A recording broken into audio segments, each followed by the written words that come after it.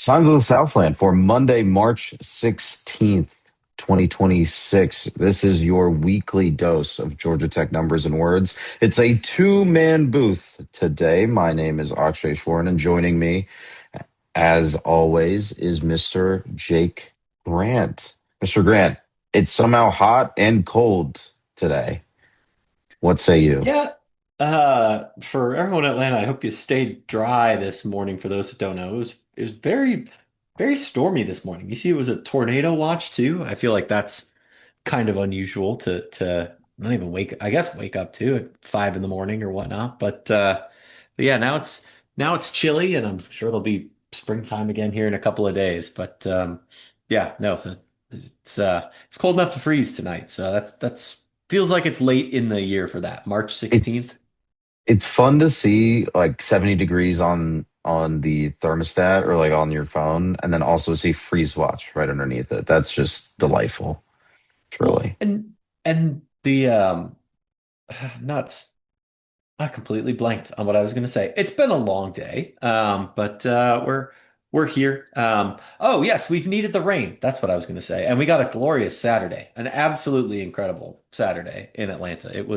I was here, there, and everywhere on my bike. The city gets better all the time for getting around like that, beating traffic and enjoying the day. I can't really complain about that. If anyone is on the fence, 10 out of 10 recommend. That's it was just incredible. Like what, 65, 75 degree range most of the day and just picture It perfect. was I'm surprised they didn't open the roof for your precious Atlanta United. That was a surprise to me. my thought is that they are protecting the World Cup grass, or at least not don't want to futz with the install, but I'm not a grass expert at all in any way, shape, or form. So I will leave that to the experts. But what I do know about is baseball. Georgia Tech baseball beating Clemson this weekend on the Yeah. road in Clemson and beating them on their stupid little outfield hill in three games. That started, this was a Thursday through Saturday series, a 10-0 7 inning win on Thursday, a 9-3 win on Friday. And then we don't have to talk about the Saturday fixture. But where do you want to start with this series? Yeah, just being out and about on Saturday, I missed a decent chunk of that last game. Partially once we got back and it was super meltdowny, I was like, maybe I need to do some chores. But I did catch all of the Thursday. I keep calling it Friday, but the first game of the series I caught all of, Game and then one. I caught most of the game two on the radio. So I feel relatively informed. I caught the good stuff, I guess. But Clemson's a tough place to play. I'll start with that. I also dislike the outfield hill. I think I wouldn't mind it if it was a sloped up warning track, but the fact that it's green feels deceitful to me. I think that's all honestly dangerous that it's a change of grade and it's not marked. That's wild that they can do that. But um, but yeah, no, the first game was great. It's everything you could have wanted. There was a moment or two where I think it was, oh gosh, I should go back and check the actual inning, which I will as I stall for time here in a sec. But I think Tech has been pretty credible in opening series games so far, or opening two games of series so far. As I stall to go back to the box score here, yes. Oh shoot, no, it's not going to give me the exact innings. But anyways, Tate McKee pitched out of a jam once or twice there, so 10-0, yes. But Clemson did get two hits and Tate walked five. But honestly, he was nails with runners on, so I thought that was pretty great to see. Not only was it a quality start in which he allowed only one hit. Yeah, he had five walks, but seven strikeouts in 24 batters faced. That generally does the trick. I was pretty pleased with that, and the bats, they definitely came to play. Most of that, very notably, is Drew Burress and Vaughn Lackey. Great home run power from those guys. So that was great to see. Burress did hit two home runs, but he was relatively quiet the rest of the weekend, and I think that might be a theme to pivot to as we get towards that Saturday game. obviously can't see as much in how I was able to consume the Friday night game, but just from listening on the radio, Tech jumped out to an early lead, even though that one was a little bit closer there. I think it was a pretty good start for Dylan Loy. He did give up two earned runs, but Patel, Gaudet, and Ballard are a pretty credible set of three to come after him. Jake Lanky, I want to shout out on Friday night as well, had a pretty clean inning. In terms of those four guys and the two starters, a well-staffed day, but I think you're silent so far, so I do want to give you a chance to break in. But I think I don't want to skip right past the fact that Clemson is the number 8 team in the country. They are very good. So I think it would be a lot of hand wringing to freak out and overreact to Saturday or the third game of the series results. Tech won a series on the road. Clemson was favored in these games. They looked very convincing in winning this series. Yeah, I think even D1 baseball is like this is a road statement for Georgia Tech as it continues to build its case for the NCAA tournament. And it's interesting because going into this series, Tech had brought Mason Patel off of the injured list, but had not named a game three starter on Thursday when the series started. So they were kind of planning to play this third game by ear regardless. Um, Yeah. Interesting to see like how that was going to work out. But to be fair, like those first two games, 19 combined runs, only allowing three, like it's hard to argue with a body of work just from that, right? Yep. And I think you have said for like however many years we've done this show now, it's like you just need to win two out of three every weekend. It Yeah. does not matter what happens on the final game. You can take one loss a weekend. You just need to win the other games. And Yep. that you will not only make the tournament, you will probably be a host. So, Yeah. like, you just have to win. This is what you do to win convincingly. And they did it against an extremely good opponent. I mean, it's eight. And It comes as eight in the polls, and then also seven in D1 Baseball's DSR. So predictive ratings really like them as well. well, and that's something I think to note too is that this is this is a good team. It is one that is also playing in a place that is notorious for a raucous home atmosphere as well. I would say that there are a lot of relatively tough places to play in the ACC. Georgia Tech will see a couple SEC teams in midweeks. In a big neutral site game against the school out east. They'll see Auburn. But they were playing in front of 5,100 people on Saturday. That is a lot of people making a loud statement, and it's generally, at least from I gotta kind of take it at face value, having mostly been to, well, I guess I've been to basketball, football, and softball at Clemson. So I feel like I've got a good sense of how they are at games, and that it's a fan base that's tough to play in front of, and I'm sure baseball is no different there. I do want to note, we kind of dwelling on this Saturday game. It's very easy to get caught up on that loss, but it really is notable that end of the bullpen is really not awesome. If you look at, Jackson Blakely got the start, 4.1 innings pitched. Clemson scored eight in the fifth, and two in the first as well. So four of those 8 runs are credited to Blakely in the fifth, but you had McKelvey, Spivey, Adam McKelvey, Caden Spivey, Jamie Vincents, Cooper Underwood, and Brett Barfield all combined to throw in that in the rest of that fifth inning. Brett Barfield got the last out and one batter faced, but the combination of McKelvey, Spivey, Vicens, and Underwood faced, I think, 6 batters. If I'm doing some quick math correct, it was not um, it was not lost on me though that none of those guys are names that we mentioned from the day before. Or the rest of the series. And I think that's also something that we've kind of seen as Tech kind of more generally plays around with the rotation, that Sunday spot, right? Blakely, in addition to those guys, are kind of in the figure it out mode, right? And we could talk maybe about the midweek, the start and the result there a little bit there, because I think that kind of gets to what we were talking on before we turned on the record button. But I mean, you can't trot out Patel, Gaudette, Ballard, Lanky, every night. And Caden Campbell, Charlie Wilcox each pitched an inning. Wilcox let two runners on, and Campbell walked two, so they weren't necessarily perfect either. But and Justin Shattuck was in a jam. But like that's what nine pitchers on Saturday. That's it's kind of a lot, right? And if you could be competent in a start midweek, if you can be competent Friday, Saturday, that's great. But I don't know.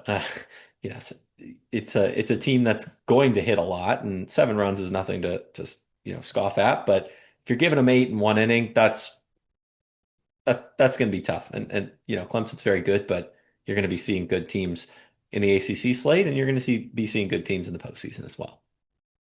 I think something to keep in mind too, even though I mean, we are indexing on that one game, but if you look at the team's overall report for their pitching staff, I think this is the lowest ERA number I have seen in maybe a decade for the staff at 384. Hmm. And Tuesday's starting pitcher, Dimitri Angelakos, is right at the top of the list with an ERA of 138. So he's up against Andreas Alvarez at Auburn at 5 p.m. on SEC Network Extra on Tuesday.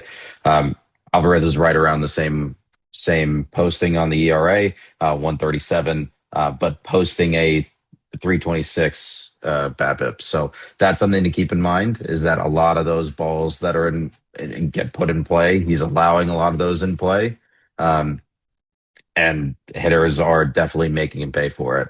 Uh, And it's interesting though. He is able to limit the damage. It's weird because they're getting them in play, but then he's able to limit the damage. I don't know. Sometimes these even the numbers guy gets confused. well, and can I just kind of linger on Auburn here for a minute, since that is the team we're seeing next. Our new favorite website, pairratings.com, does compile pitching, offense, and just team like metrics in general, resume statistics.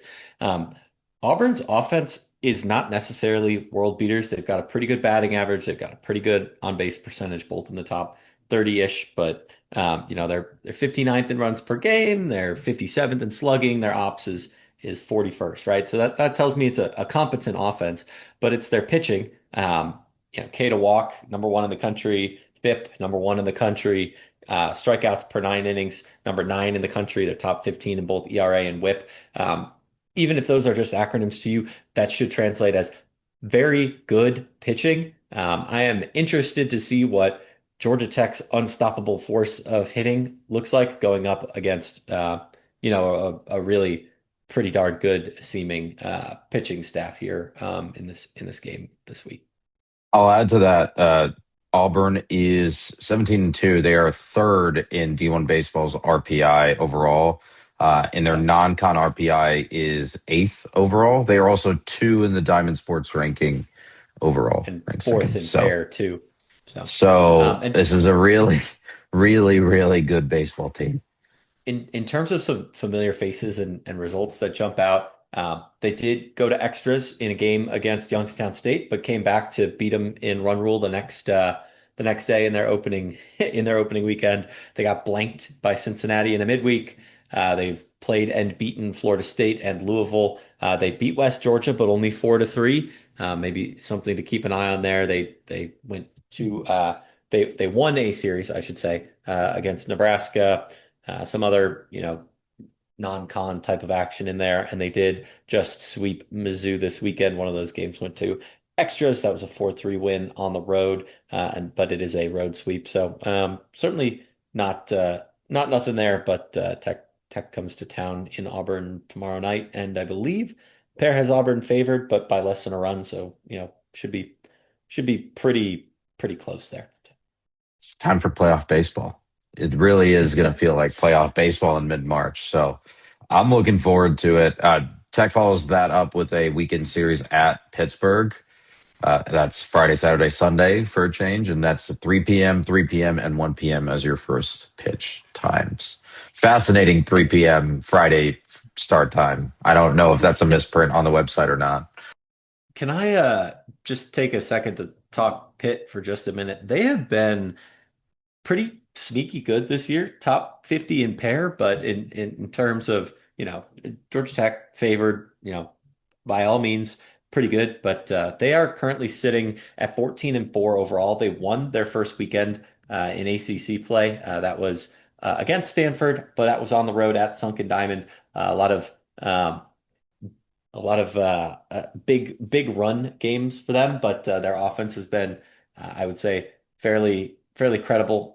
Just in general, they kind of did a whole California spin, but they did demolish San Jose in a road weekend. They lost at Santa Clara, but like I said, they did win a series at Stanford. No teams really jump out resume wise, other than that California swing, but 14-4 with a pretty statistically good offense. Yeah, that talks even if their strength of schedule is 195th in the country. Tech, I should say, is by far the best team they're going to see yet. And maybe as an aside, and if you're good, we can kind of pivot to the ACC in general. I kind of want to start with a pretty key question. Is Stanford broken? Have you been following this? I've not been following this, but this is like I'm looking at the DSR right now. Stanford is ranked 83rd. This might be the worst Stanford baseball team that I have seen in a number of years. I know I think Yeah. they kind of go through cycles. Like there's Hmm. a couple of Interesting. years ago, I remember they sandwiched um, in between two College World Series appearances. There was like a 500 or worse year. Hmm. So that was, I think it's kind of a boom and bust cycle thing, but this is just they're not good at baseball currently. Yeah. This is They pretty really rough. are They went on not. a what's this 1, 2, 3, 4, 5, 6 game losing streak that included two losses to Fresno, a loss on a Monday to Nevada at home, and then three straight losses at Wake Forest. Ugh. Yeah. And speaking of that Wake Forest team, they were swept in their own building by Florida State, who is now at 3-0 in the conference. Notable result there. Couple other news and notes from around the ACC. North Carolina, who has been generally pretty good so far this year, they did drop the series at home against Virginia. Maybe something to keep an eye on there. Virginia, of course, is basically last year's Duke due to some coaching changes. Chris Pollard moving up there, but yeah, like I said, Chris Pollard did take that series. We've talked about Clemson, we've talked about Wake. In terms of other teams further down the old list, Louisville did take a series at home against Duke. Maybe that is Louisville getting healthy and figuring some things out there. They kind of had a tougher start to the season than I think many envisioned. Did I say did I say Duke? I meant Notre Dame on that. Shame on me. Notre Dame did drop the series at Louisville. I guess I just have Chris Pollard on the brain, so oops. Redact that. Miami has cooled off, I would say, from their hot start against some what are proving to be not so great baseball teams, I think is fair to say. Miami did catch Duke this weekend, so that is where I'm crossed up, and they did Are drop the you seeing the series score, to the final home. score of this Sunday game between Miami and Duke? The Miami Duke Sunday game, 20-10 in seven. That's a football That score. That's fun. that nobody has any pitching on those teams, or so or so it seems. I emptied the Yeah. clip on the first two games, I bet, considering one of them is a 4-0 loss and then on the other one is a 9-0 win. So probably Yeah. both teams out of Um, pitchers by that point. yes. And man, I'm all out of sorts in terms of where I'm at with this. The Virginia North Carolina series was last week. North Carolina swept Cal. Man, this is why we usually do this on Sunday, but that's Just got life. to run the Tech ball gets here. Yes, Tech gets NC State. This it, wait, is that this weekend? Is 2 weeks. that next weekend? 2 weeks. Tech gets NC State in 2 weeks at home. NC State did get Boston College at home, and they won the series there. I'm trying to see if there's any other notable results that we haven't touched on yet. We talked Pitt, we talked Louisville, Virginia Tech, Virginia. That was that series. Virginia Tech, I believe, took one of the three there, and then we've talked Duke, Boston College, and Stanford. So that should uh, that should round that out. So yeah, I guess I'm all over the place in terms of being able to read a schedule, but Po Buddy's nerfed, right? Can you read an ad read though? Because I think it's time for podcast business. I do. I can. Section 103, kind of a quiet week for them this week. They've been ingesting these new schools. We saw Purdue get released very recently. If by the time this comes out, this is still going on, I did notice sale on USF and Purdue today as the time of recording. That is why it is a great idea to follow them on social media at Section 103 on Instagram and all the other fine social media places you might find them. Section103.com. Remember, they're very active over on the social medias. Find those discounts as they come. As always, use code FTRS for 10% off and get free shipping on all orders over 100 bucks. Section103.com and at Section103. Tell them we sent you. FTRS. Akshay, back to you. Mr. Grant, shall we head over to the basketball court? Let's talk a little women's basketball. They are in the postseason at 14 and 18, 8 and 10 in the ACC. They are 60th in the latest Torvik rankings, and they are headed to the WBIT, which number one, I just learned today was a thing that existed. And number two, I looked up and it turns out technically the NCAA can't use the NIT branding or call this tournament the WNIT because the WNIT, which Tech, if I remember correctly, has been in the recent memory, is not affiliated with the NCAA. And this is Huh. Interesting. fascinating.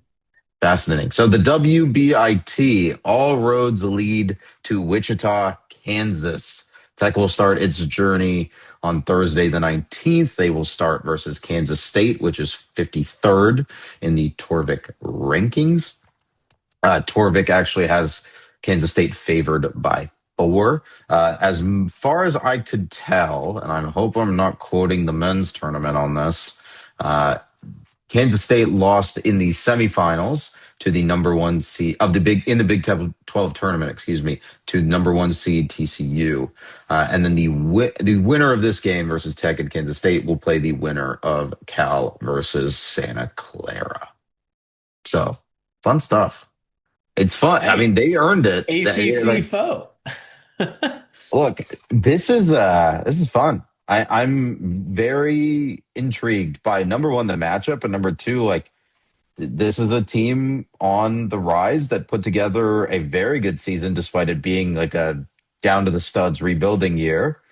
And now they get, I mean, look, Manhattan, Kansas is not the biggest draw, but it's still postseason basketball. Like they earned that opportunity. So if we want to look at some kind of similar data points for listeners, I was going to say for viewers, we've never had a video component to this podcast ever. But Kansas State did beat SMU on the road 46-44, very low scoring game, but it was the second game of the year. So, take that as you will. They did lose to North Carolina at a neutral site by 12 points. Let's see, anything else interesting here? Oh, West Virginia, who did kind of demolish Georgia Tech. They lost to West Virginia as well, but just by 2. That was relatively early in the uh, in the conference season there. Not seeing anything else that jumps out at me too much in the Big 12 slate, but they did go 3-1 in their postseason tournament. So they did fall to TCU on Saturday the 7th. So a pretty good slate. They lost 3 in a row to end the regular season, but again, then kind of bounced back with wins against Cincinnati, Texas Tech, and Oklahoma State. So should be pretty interesting. Seems like they profile pretty similarly to Tech in a decent number of ways. Maybe we can get into that a little bit, but I don't know. It's exciting. I think they've certainly earned it. We've talked very highly of them down the stretch. That being Georgia Tech, I should say, a team that seems to have gotten better as they go. Kansas State by Torvik, our preferred stats for women's hoops, has them at 60, Kansas State at 53. So, pretty close there. Pretty, close in a lot of the component pieces there. But I think Tech took some lumps early and is a decent bit better than that 14-18 record. Kansas State themselves is 18-17. Yeah, what you got? Anything to add there? Not much. Like I said, I'm just intrigued by this matchup. Like I like that they're getting a team that is effectively the same predictive rank Yeah. as them, and that is like a really good test to cap off the year. It doesn't matter. Like this is all gravy, right? They didn't expect to make a postseason. They didn't expect to like. They just did as well as they could in the ACC tournament, and then this is just a bonus. So however far you get in this tournament is all gravy. So I'm just pretty stoked to see what comes out of it. I like that there's a head-to-head matchup tool on Torvik, and you can literally see a very similar plotted out linear trend line between these two teams. They start, early non-con in game score. They have a drop. Kansas State has a pretty big drop, and then they slowly kind of trend up the rest of the year. And I think it's neat that you can kind of see some of those trends that we've been talking about for Georgia Tech, at least in some of the numbers for Kansas State. That makes me feel like we're going to see a pretty interesting game. And my question is maybe a dumb one, but is this on TV?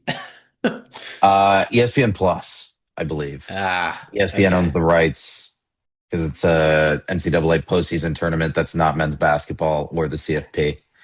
And it looks like the WNIT has kind of been abandoned by most power leagues. So I guess the WBIT is the place to be if your opening round games are Power Five, B Power Five. As much as I do love the Bradley Braves, who are playing in the WNIT, the only other teams that are jumping off the sheet at me from the NIT side are, I guess, Wake is headed that way, Drexel, a lot of mid-major, Air Force, Pepperdine, San Francisco, Loyola Chicago. So yeah, it looks I like had Wake's looked the this only the up. only power team over there. So Yeah, so the WNIT and the WBI, so the NIT and CBI equivalents are pay to play. ah, So you have to explaining that like a tech would have to have paid a fee to the WNIT organization to play in the WNIT. On the flip side, the WBIT is run by the NCAA, so it's the equivalent of the NIT, which is also on the men's side, which is also run by the NCAA. They just can't yeah, call it the same thing. yeah. So Well, 32 more funded seeds for women's basketball, which somehow the NCAA has done the right thing. yeah, and I think that's pretty neat. Looks like there's a lot of decent teams in the mix. We mentioned Cal and Santa Clara, but you got a BYU, you got Stanford. A lot of pretty quality opportunities here, and it looks like a decent number of mid and low major league runners up, or I guess early exits from the conference tournament type of thing. So I think this should be a good run, and if they can get past Kansas State, I mean, we saw them against Cal a couple of weeks ago. That's interesting to me. It looks like St. John's or Columbia would be an interesting matchup in the third round. This is good stuff. I think it's a great way to end the year. I hope it's at least a competitive and strong finish to the end of the year. It'd be a nice feather in the cap for Karen Blair and for what she's kind of started to put together over there. So, Extremely, it would a win here. It doesn't even matter if they advance further than this. A win here, I think, would be like a unqualified success, yeah. even You're at gonna break 15 and out the 18. dreaded proof of concept box. Start popping champagne for 15 and 18. It'd be funny. Yeah, exactly. Uh, shall we move on to softball? Let's talk some softball. Sure. The 41st ranked team in the pair rankings, Georgia Tech softball. I think 16 and 10 is old tier, but I don't have my latest rankings or latest record in front of me. But last we saw them, they played a weekend series versus number 14 UVA, and they picked up the middle game. They picked up the Saturday game, but that was sandwiched in between two losses, 2-1 and 5-1. Interestingly enough, that middle game, 10 innings, notably softball games, 7 innings. I think this is one of their longest extra inning games in recorded history. And I'm gonna say, before we get too far away from it, all right, I was ninth last week, lost the midweek to Troy. UAB is not as good as Troy, and Tech lost 9-8 in the midweek at home. I don't love it. This is a trend we need to break, and it's going to be tough coming up with a game against UGA this week in the midweek, and then Duke next week.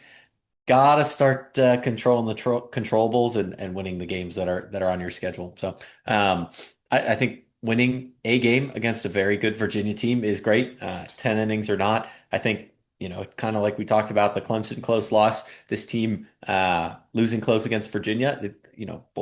All three of these games were winnable. I think it's pretty cool to see even the 1 and 2. They're 17 and 13 overall now. So like I'm not going to shy too far away from what I said last week because I really do stand by it. Stay above 500. This team will have the schedule rigor. They've got the number 16 strength of schedule in the country. They've been challenged so far, and they're getting a very good UGA and Duke teams in this next week. So it's going to be tough sledding again. But then they've got 3 weeks with a lot of opportunity on it. So I think this is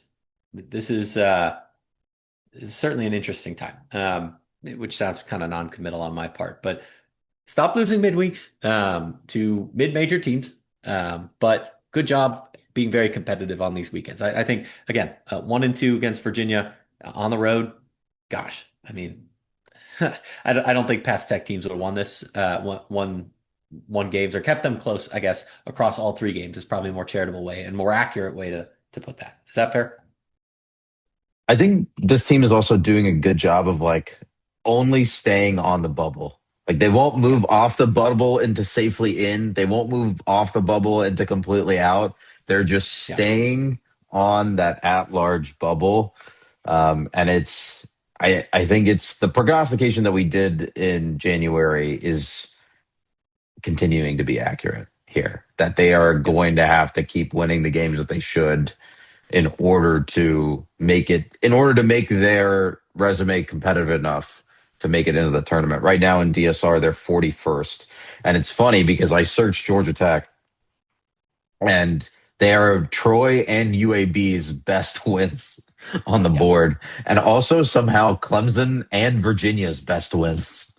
Obviously, this data only goes back to the start of the month. There wasn't enough DSR data before for that point, but it's kind of funny to see And that on the board. and I think that's one thing where like where RPI just isn't there yet for this team. Net is probably pretty accurate at about 38, but there are a lot of ways to slice and dice this Georgia Tech team. They're 2-9 in quad one games, and we are going to start talking more about building that resume. And for all of my win those midweeks in Q2, Q3, and Q4 games, they are a combined 15-4. So they've really done a pretty credible job. They've played 30 games already, which is kind of wild. You kind of forget how fast they stack up, getting to 17 and 13. But I don't know if we're kind of zooming out, it's going to be a tough week. UGA, Duke, Duke, Duke. Those are not games you're favored in. You look at, maybe what 27.4 and 29.7% odds in all these games. You kind of figure for a 1-3 weekend, if you get more, it's gravy. But if you're playing close games like they have been, that's why they're getting wins against Virginia and Clemson, where maybe in past years they don't quite pull those off. Maybe I'm being a little bit too harsh on past teams, but I feel like this is one like if you are Virginia and Clemson's, better wins so far, that's not nothing either. Those are top 25 caliber teams right there. It's like the lose close principle in football, right? It's like you lose badly, you lose close, then you win close, and then you win big. Like that's the program building Yeah. pathway from our podcasting forefather from the Rumble seat, Joey Weaver. Yeah. They are like it feels like they're about to turn the corner in from like the lose close zone to the win close zone. Like that's where they are. They're just having trouble launching beyond that, you know? Yeah, I see that. And that's why I'm kind of like, you know, stay above 500, get a win or two this week. Awesome. Can you indulge me and can we just take a look at the schedule next week? Sure. Tuesday the 24th, West Georgia, must win. Wednesday, March 25th, Georgia State at home again, must win. That next weekend, they head up to visit our old friends in Louisville, Kentucky. And and because you can't write narratives this good. When we've been talking this way for all these years, Georgia Tech and Louisville are currently the last two teams in the tournament on the bubble watch on pair. This is the textbook definition of the Crucible Week for you. You have a very challenging four game set. It would be very good to win one of those. And then you have a weekend where you are going up against essentially the team that profiles as the team that's getting your spot if all else is equal and you lose that series. And you cannot let Duke and UGA beat you twice to use the football to continue down that football path, right? And you cannot let it hang over into those games that you really got to stack some wins in that midweek and take care of business, right? So I think this is a very, very important stretch. And just, of course, we're coming to the middle of the year, and we're past the middle of the year technically, but of course it's, going to the road to visit our old friends in Louisville. Somehow it always comes back to Louisville, but I don't know if you looked one more day ahead on the schedule to see who's next after that. I'm sure it was nearby. Oh gosh. And yes, no, you can't write you cannot script this. Maybe they did script this. I don't know. But the fact Technically, it that is scripted. Tech gets Mercer on April 1st, is that a It's a, joke? Is it's that a a good joke? bit. Are we being trolled? Like, It's a fantastic bit. It's let's bring people up to speed. Let's bring people up to speed because not everyone has this deep lore for every softball. podcast is someone's first. For those that don't know, my sister was Louisville's first baseman for the last 4 years. So that is why that one is funny or amusing or whatnot. But last year, Mercer was kind of like Tech's ultimate foil. Maybe is that fair? I mean, they ended Tech's season 7-3 in the Gainesville Regional as the 4 seed. Tech was the 3 seed. So one of the later teams in the tournament. And Mercer, maybe more key, kind of handled them pretty good. 8-5, so not horrible, but scored tagged Tech's pitchers for 8 runs in Tech's building right around this time, Yeah, March 25th ish right in this of spot last year. So last year. yeah. It's funny. History repeats itself. It rhymes. It's Yeah, great. it It's really great. does. We don't need to go play the schedule game much further than that because I think that is funny enough. Next fixtures, like Jake said, for Georgia Tech softball, Wednesday the 18th in Athens. That's a 6 p.m. first pitch on SEC Network Plus. And then at the weekend, they host number 25 Duke. Shall we go over to men's tennis? Sure thing. Men's tennis, they got the Florida Swing locked in last week. They are currently now after a 1-1 week, 9-7 overall and 1-5 in conference. So decent job stacking those wins during non-con. They're split weekend though against Miami and FSU, both of whom are pretty close in the rankings to Tech. Tech's at about 55th. Miami's at 66th and FSU's at 53rd. So again, teams that you're, roughly profiling similar to. They beat Miami 4-2. Tech did win the doubles point, and then took care of business on 3 singles courts and did lead on court 4 when play was suspended with Tech winning 4-2 there. So pretty decent. A couple, actually, a handful of long wins on those singles courts. Hiddy Schoenmakers got a 3-set win. Gianluca Carlini got a 3-set win. Jonathan Irwanta, the unfinished match, was in 3 sets as well. And then you had Richard Biagiotti winning in 3, including a couple. first set losses to come back to win two. So pretty good grit. I don't think we talk about this team quite enough on the podcast. It's been a busy spring. We've had a lot of baseball and softball to talk about, a pretty interesting win. I'm pretty pleased to see how that all that pencils out, especially those come from behind matches. That being said, probably a winnable opportunity in your building against a pretty similar FSU team. That if you look towards end of the year and stacking wins and whatnot in the ACC or overall.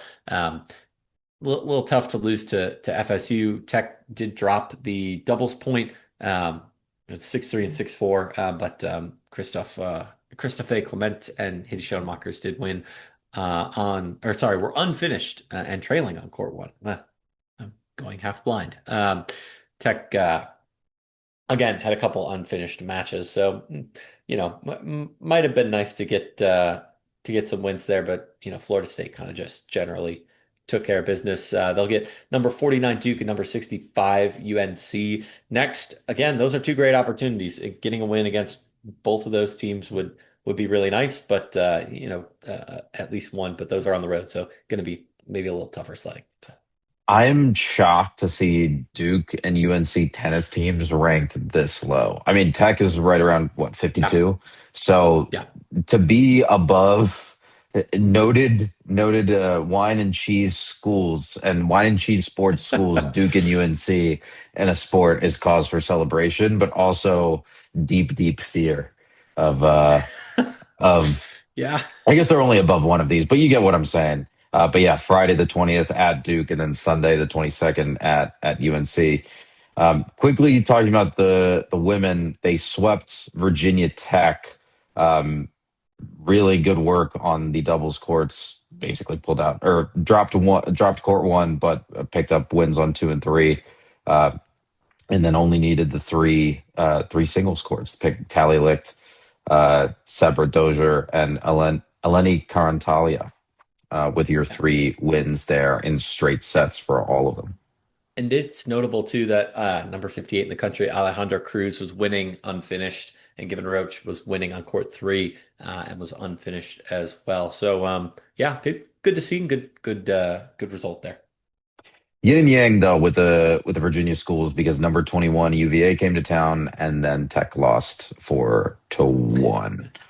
So can't win them all. Can't win them all. The women will be back in action. This is interesting. They're actually going up to UNC Charlotte on Friday, and then they're hosting Penn State on Sunday. So fascinating scheduling afoot in your free weekend of tennis or a free weekend of conference tennis. And UNC Charlotte's pretty good. They're 38th. top 40 team in the country, so that's kind of interesting there. Probably didn't look that way when they originally scheduled that one, I Yeah, bet. yeah, that's fair. All right. Swim and dive? Yeah, a pretty brief note there. Zone diving wrapped up. That was, I believe, about a week ago. Max Fowler will be headed to NCAA's, and by headed to, I mean walking from probably somewhere on West Campus to the CRC because we are hosting. The men are next week. This week are the women. I don't believe I've seen any NCAA postings for the women, but Max Fowler has earned a berth to the men's side of things there. Haven't seen, like I said, any swimming results there, but I believe Max will be in the 1 meter and the 3 meter. So at the very least, got two entries in the home NCAAs, but I guess we'll have to see if there's anything that gets posted on the swim and dive side. I haven't dug into any raw heat sheets or anything like that, just kind of going off of what I've seen posted from the school. So. A couple more bits and bobs from around the tech universe. Track and field was off last week, but they after their ACC indoors, but they are back in action this weekend at the Yellow Jacket Invitational, which they'll host. Golf is currently in action at the Palma Valley Invitational. I didn't see a score update today from ramblinrec.com. I'm going to very quickly check on that, and I'll come back to that. But volleyball is hosting their first spring match That is an exhibition versus men's club volleyball. That'll be on Thursday at 7 p.m. At O'Keefe Gymnasium. That's Jake, fun. anything I think that's else? pretty cool.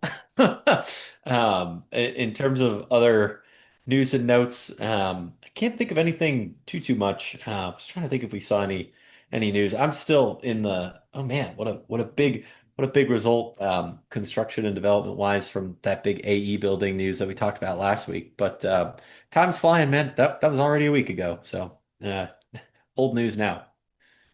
Yeah. So quick update on that golf score. Tech is currently in fourth position at 4 under. Leaders are Tennessee at 11 under, and that's round one done today. Round two tomorrow. Tech Golf is ranked 20th in the nation, by the way. So that closes the loop on that. And if we don't have anything else, Mr. Grant, would you like to take us out? Of course, as always, this podcast is brought to you by FromTheRumbleSeat.com. You can find all of our written words over there. Email us FromTheRumbleSeat@gmail.com. And this podcast is also brought to you in part by Section 103. That's at Section 103 on Instagram and Section103.com. Use code FTRS to tell Stephen and the gang that we sent you. You can find them and all of our Instagram postings for those that exist at Section 103. You can find us with the same handle on Facebook and YouTube. Sorry, that's from the Rumble Seat. I should have said that handle. You can find Jack, myself from the Rumble Seat at Blue Sky. You can find Game on Paper on Blue Sky and at GameOnPaper.com. You can find this podcast wherever fine podcasts are distributed. Until we speak again, good night, good luck. Go Jackets.